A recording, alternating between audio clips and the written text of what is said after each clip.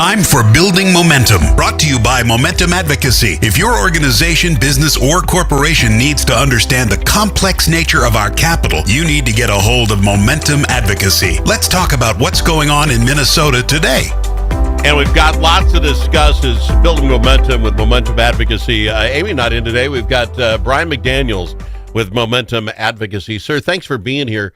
Can we start on a bit of a commercial for you guys? Can I throw this out? Because as you're coming on, and thank you for being here, I'm thinking to myself, 2025 had to have been the craziest year in my lifetime as far as politics go. What happened from beginning to end, even you want to go to the year before, Biden getting in, out, Kamala getting in, our own Tim Walz getting on the ticket. I mean, it just start from there, and then session didn't start on time, and everything. The shootings, all of it.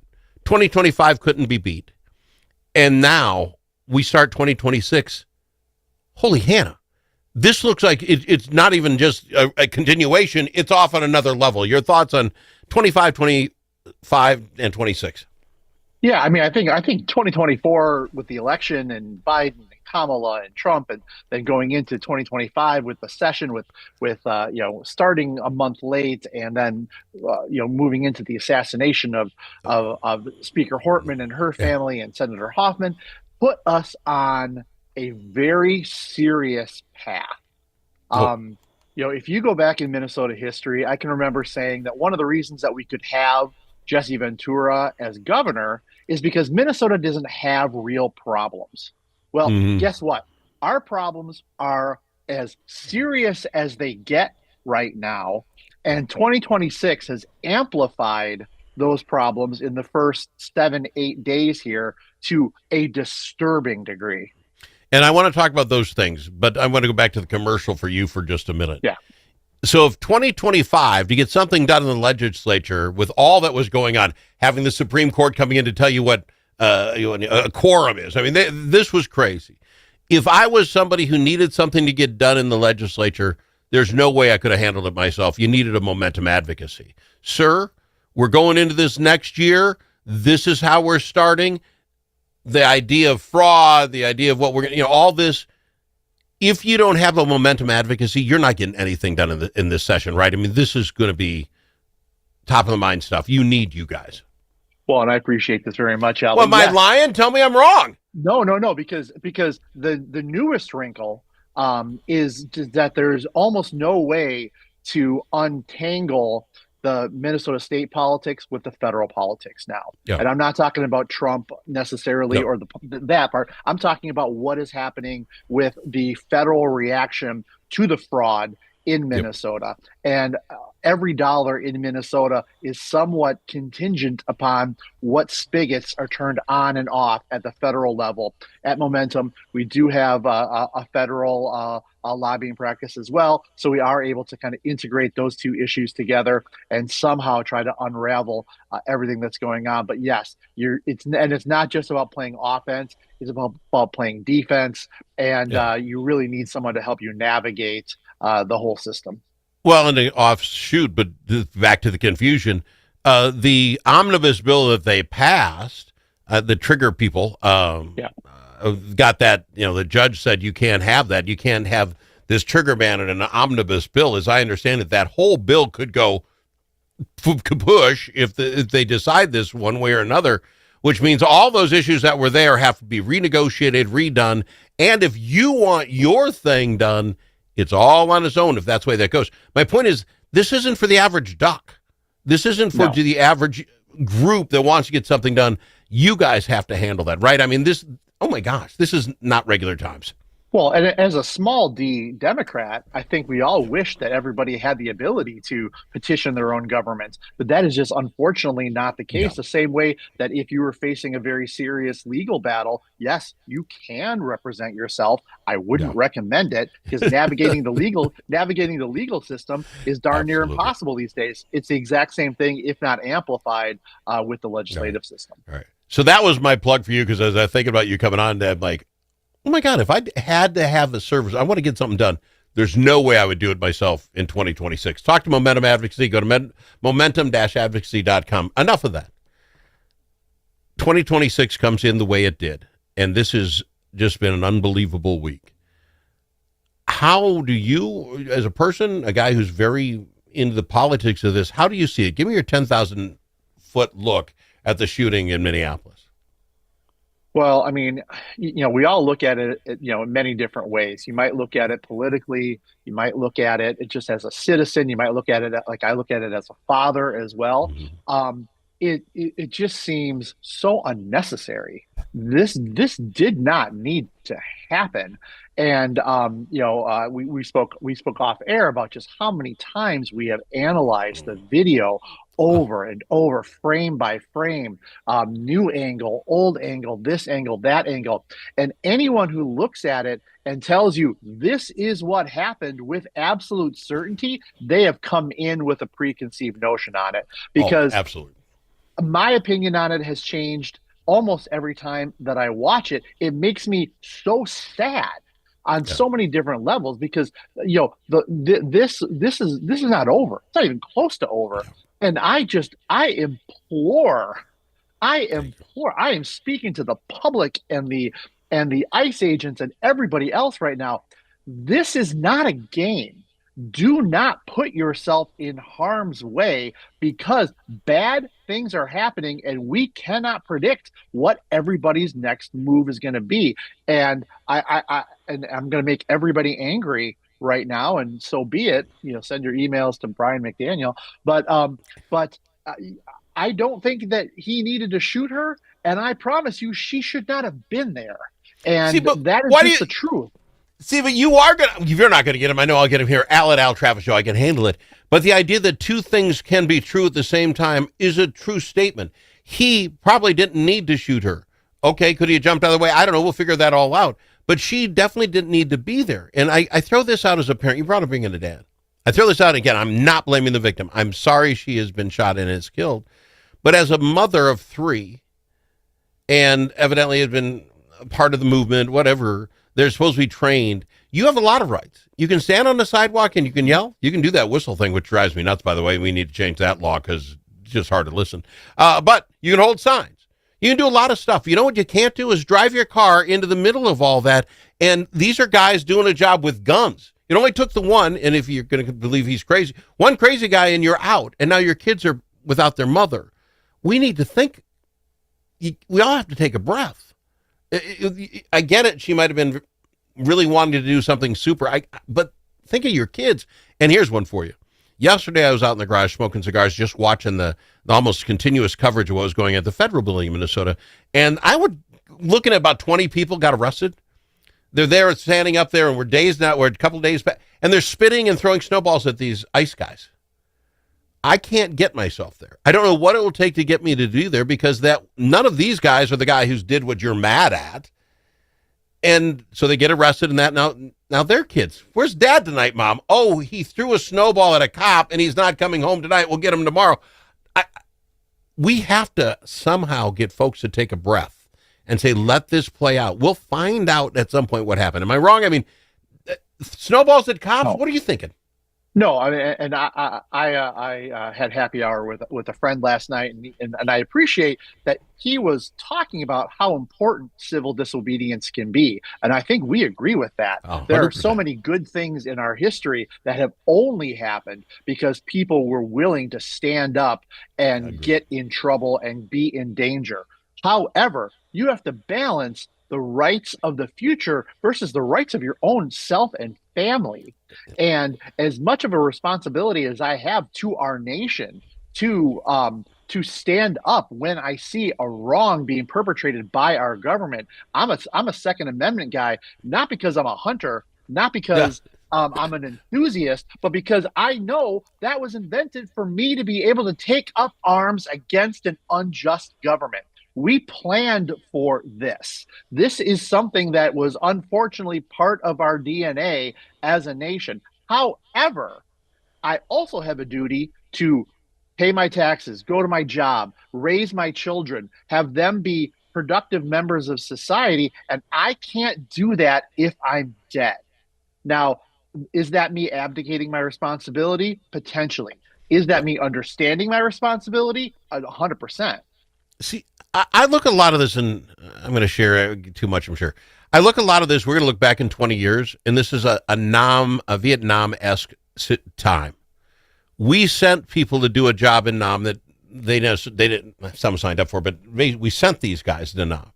They did what we asked them to do, good, bad, and the ugly, and they came back and we spit on them and we said you're bad people and all this, and it's like they did what we asked them to do.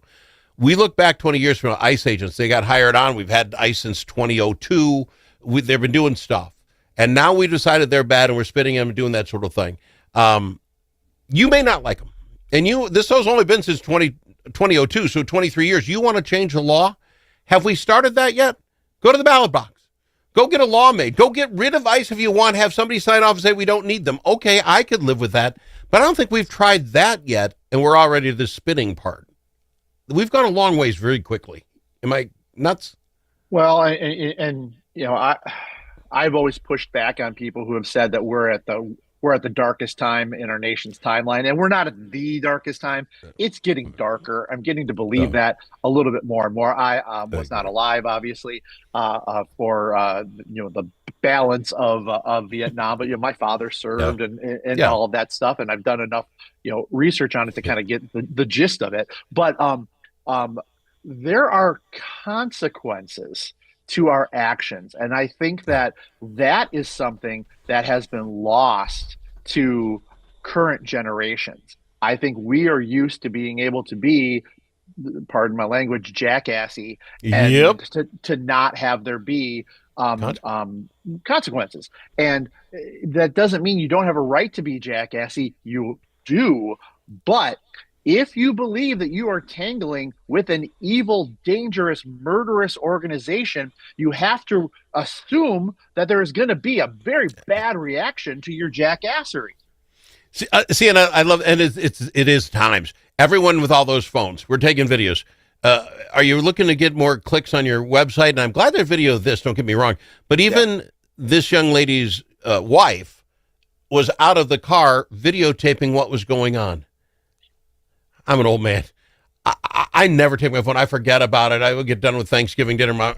Hey, we never took a photo. I know I'm not that demographic that videotapes everything I do. But if they were in that for the clicks, you got to think through that. You just got to think through that. That's just a different time for me. I don't know. And Al, if you'll indulge me just 1 second, when I was very early in my career working at the Capitol, I witnessed a gentleman get into his car, try to run over a St. Paul police officer. The St. Paul police officer jumped on the hood, put 2 bullets through the windshield, TJ Hooker style, which only people our age will know what that is.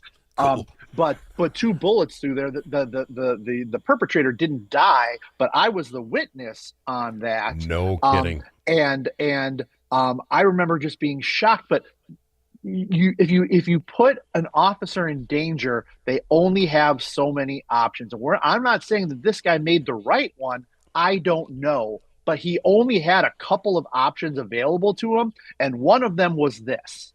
Yeah. And that is a consequence to the action, unfortunately. Completely agree. I believe that it's like every time I have you on, you have like the perfect antidote. You live through this. My God, you're fun to have on.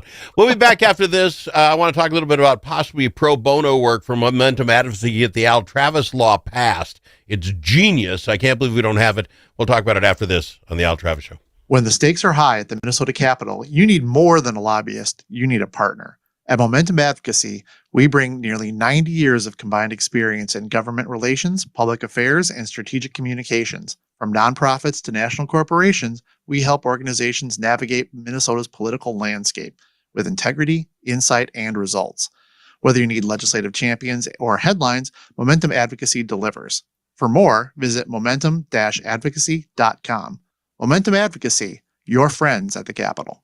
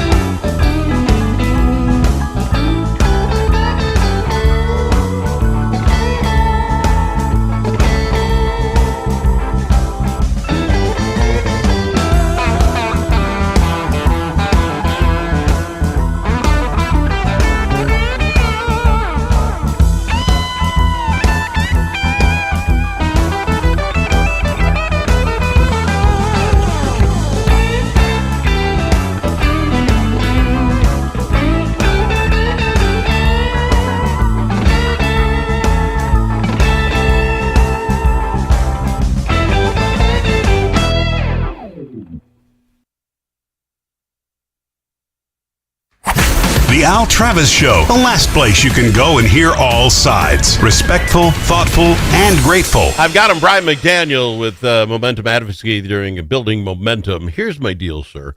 You've been in politics a long, long time. You know how this all works. I was stunned, but it makes some sense to me now because I can't believe this has been going on. But the Office of Legislative Auditor comes out on Monday. This should be the front page of the paper all week, but obviously other things overshadowed it.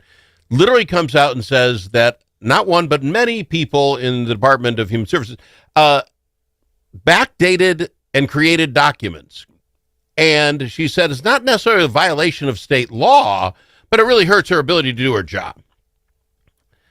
Mr. McDaniel, the Al Travis law, it now becomes illegal in Minnesota. How it's not that you can do your backdate and create documents when people are looking into whether you did things right. I want it illegal. I want it illegal tomorrow. Can you help me do that? I need a pro bono. I'm cheap. But you get my point. How is that not a law? Well, it seems like it would be, something of a fraudulent signature, misrepresentation of this or that. Yeah, I mean, I can put on the Brian McDaniel lawyer hat and give you 10 different reasons why you can't do that. But they do, and here's the thing that kills me: if they didn't have the documentation, whoever these people are, they go to their boss. The boss comes out and talks to the OLA guy. You know what? There's so much money going in there. We have so many fish to fry. We don't have enough people to make the paperwork work. Then the Dems can come for more money. Now, whether they get it or not, I mean, you get it, but at least they have a point. But the fact they had the time to create the documents when they should have created earlier and the backdate them means it isn't a timing issue. You have the same number of hours in the day. You only presumably did it to cover your backside, right? I mean, there's no positive way of doing that. No, and once again, it's consequences. It's somebody not being afraid of doing something that is, if not illegal, certainly unethical, and expecting there to be no consequence for it. Okay. Al, law number 2. DHS grant manager authorizes $672,000 to a company. It doesn't say what they did that month. It doesn't say, but he authorized it. And 2 days later, quits his job and becomes a consultant for that company. I'm not making it up. This was OLA came. How in God's green earth is that not illegal? Well, you literally authorized your payment for the first month you started at the company. Well, for everybody who believes that like a legislator at the state level shouldn't be able to pass a law and then go be a lobbyist, there are rules. We have rules. Like when I worked at the House of Representatives, we had a rule saying that you can't leave the legislature and then go work as a lobbyist for 1 year. However, once you leave the legislature, the rules of the legislature don't apply to you. So then you can do whatever you want. So we've been a country for 250 years. We've been the state since 1885. We don't have a law here because evidently this isn't the only guy. I hear now that it's a revolving door. You get enough grants out. Now I'm the guy. You hire me on. I can make this happen. You tell me we can't come up with a law to stop that? That's off the charts. Ridiculous. Well, for everybody who says, Brian, do you think that like legislators should be able to be lobbyists? As much as I don't want the competition. I also believe that people should be able to hire whoever will give them the best chance of getting their job done. But certainly, if there is any tangible proof that somebody is kind of getting a quid pro quo, you get us money, we give you a job. Well, that certainly is in a different realm. Well, yeah, and I don't know that I like the idea that Minnesota trains you. Let's just say you're in some weird EPA and you learn about all this stuff and you're the niche guy because you know all the rules. So you get hired away by some company that wants you. I'm like, I don't want to be training everybody in this. I think if you can't get a job in the line that you were dealing with, and I'm sorry, then we won't get everybody coming here to work for us. But that's okay. We'll only get those that want to work for us and nobody else. I'm sorry. I appreciate you being here, my friend. About a time. Thank you. Sorry, I get so riled up. Brian, I appreciate you being here, my friend. Thank you so much. It's Building Momentum with Momentum Advocacy. And that's another Building Momentum with Momentum Advocacy. Your friends at the Capitol. Join us every other week to discuss all things Minnesota with Building Momentum with